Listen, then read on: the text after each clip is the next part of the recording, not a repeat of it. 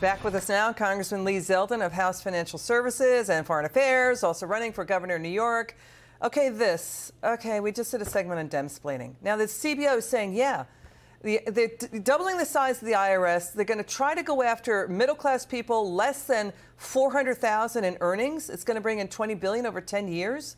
That's going to help the spending they're doing, but the Democrats denying that when they were own scorekeepers. The CBO saying, yeah, you're going to do that. What do you say?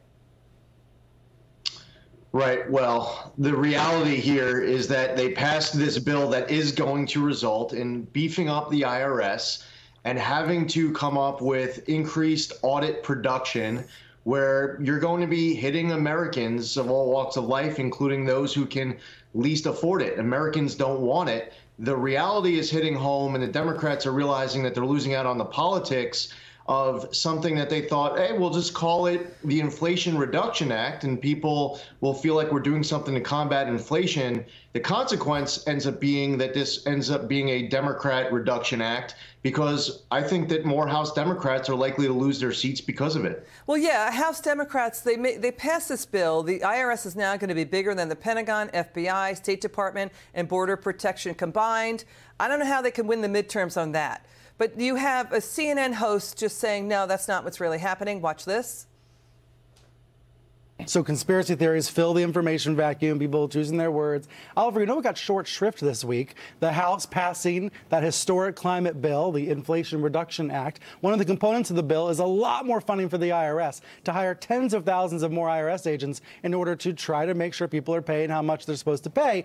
What was that called on the right? It was called a terrifying overreach by the government. Well, yeah, if you make less than $400,000. I mean, I don't know how much he makes, but really, does he even read a CBO document or any documents out of D.C.? I don't want you to answer that. The real question is this. I mean, all right, Democrats are really, they're getting a lot of singles and doubles and triples right now.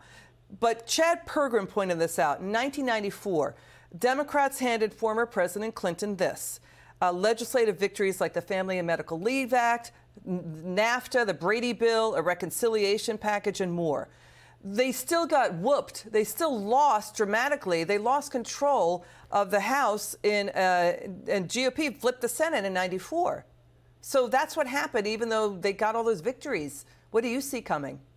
I can't imagine that you're going to say no to that, that they're going to lose. The American public is sitting there in the batter's box, are actually getting hit by pitches here by the Democrats. What they want is to see a competent president, competent White House, accepting responsibility for everything that a president of the United States is responsible for. And congressional Democrats, where there's one party Dem rule, are going to all end up delivering solutions, but they're not getting what they're asking for. Congressman Zeldin, thanks for joining us. It's good to see you.